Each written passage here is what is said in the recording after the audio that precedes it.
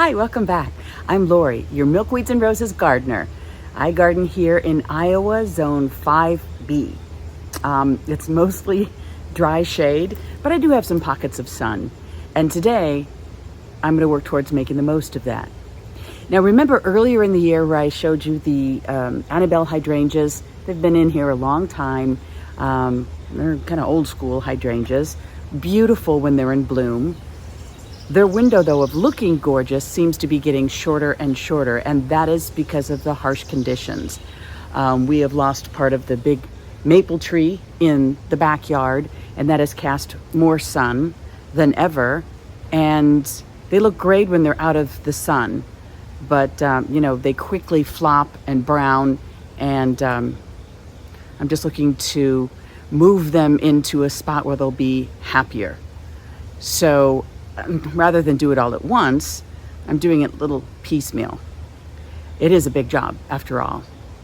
And it looks to me like, that spot right behind me is one example. It's a great spot to grow roses. Full sun most of the day, pretty good drainage. And I'd like to try it to add just a little more color and something that would be, hopefully, that would look good for my backyard. So, to that end, let me show you what I just came across. Okay, this is Our Lady of Guadalupe rose. Small leaves, good scent, a nice pink color, supposed to be robust, disease resistant. And now some of the yellow leaves, I just got this. Actually, it came here, it arrived when I was on vacation. First vacation I go to in 5 years and a rose shows up. I guess that's just kind of how that works. But some of this yellowing I think is just from being out of the sun and in a box for like 4 days longer than normal. So these leaves are, falling off here. But I think they'll quickly snap back. So what I'm going to do is clean this up and put her in a spot that used to have the Annabelle hydrangea. Oh, pardon my shadow.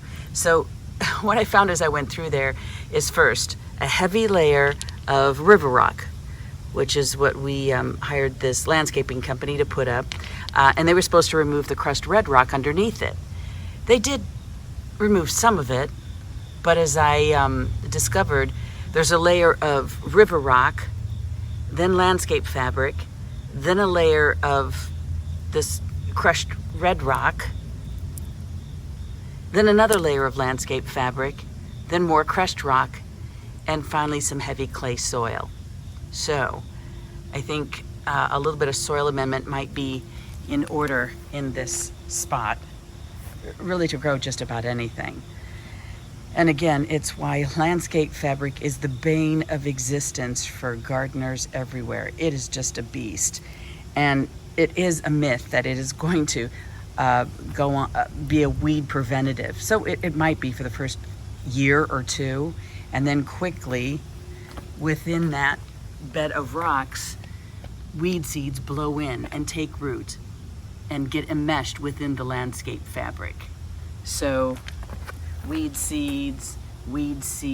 So yeah, and there's more weed seeds. So yeah, that's my rant of the day. Okay, moving on. So we're gonna plant this rose in this spot. I've got to clear away a little bit more of the rock and add some healthy soil, not too much because I don't want it to end up growing in a bowl where the roots just get, choked. I've got some aged cow manure, a little bit of fertilizer. Like I said, the aged cow manure will add as a little bit of a root boost for it. But here, this mid-September isn't really the time to heavily fertilize roses. And you do have to be careful to not fertilize roses too much, especially new roses, because you run the risk of burning the roots. So that aside, let's get to it.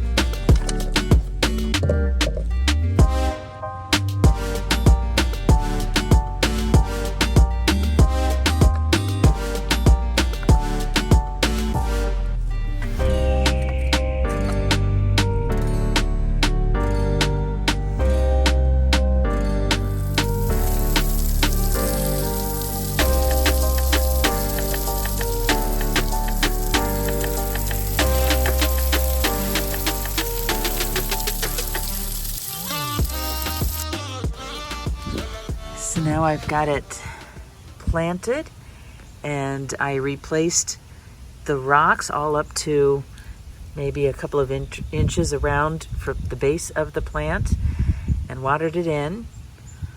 So now I'll just keep an eye on it. Next step is to put some rabbit protection up.